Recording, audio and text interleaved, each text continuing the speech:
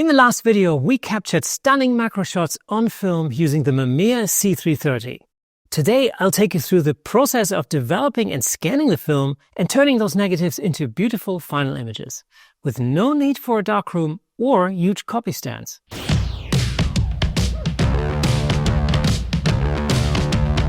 Hi everybody, I'm Kirsten Nuts and you're watching Platypod TV, brought to you by Platypod, where innovation never sleeps. Oh, and just a quick reminder, I won't hassle you to hit that subscribe button just yet.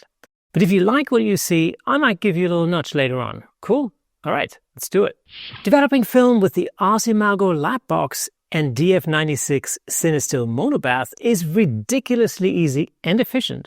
The best part, no darkroom needed, everything happens in normal light. The DF96 Cinestill Monobath is a game changer, combining the developer, stop bath and fixer into a single step, while the lab box acts like a portable darkroom. It's so straightforward, it might just blow your mind. All you have to do is pop the film roll into the lab box, pour in the developer, agitate the solution, and wait for a few minutes.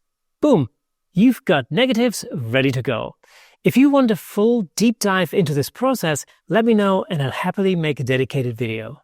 Once your negatives are clean and dry, it's time to digitize them. I'm using a LumeCube Panel Pro as my light source with double diffusion to eliminate harsh shadows and keep the lighting even.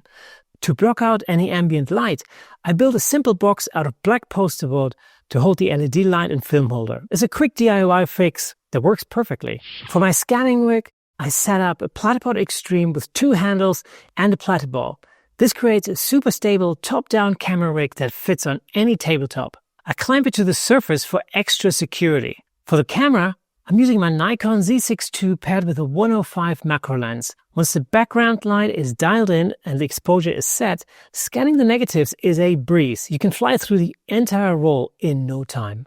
After scanning, it's time to load your images into Photoshop or Lightroom to invert the negatives and bring them to life. To make things even easier, I've created a Lightroom preset and Photoshop action specifically for this step.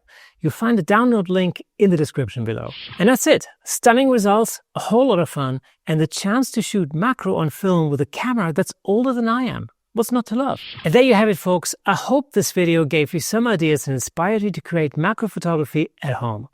If you want to learn more about photography, check out my podcast, the Camera Shake Podcast, where I've talked to pros like Don Komarechka or Stuart Wood in detail about how they create their amazing images. And if you're not yet following the Camera Shake Podcast, then what are you doing? Check it out on YouTube, Apple Podcasts, Spotify, and wherever awesome podcasts live. You'll find all the links in the description below. As always, take a snapshot of your setup or share your final shots on Instagram. If you've been experimenting with Platypod gear or try out the lighting setups we've discussed today, I want to see your creations. Make sure you tag Platypod on Instagram and use the hashtag #PostMyPlatypod. And if you like this video, we have a button specifically for you right here. Join the community over on Facebook to see what other Platypod users are up to, and ring that bell so you don't miss our regular videos. That, my friends, is all for today. Keep creating, and I'll see you next time.